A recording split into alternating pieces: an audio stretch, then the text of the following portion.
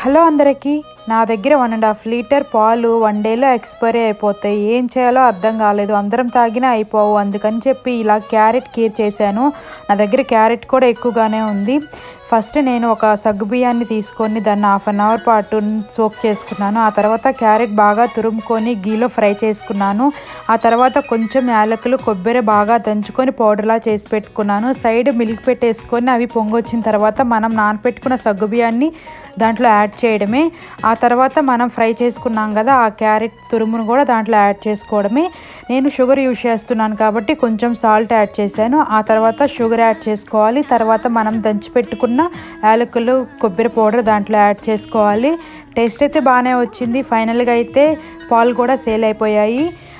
ఇలాంటి మంచి వీడియోస్ కోసం మన ఛానల్ ప్లీజ్ సబ్స్క్రైబ్ చేసుకోండి. Thanks for watching. Bye bye.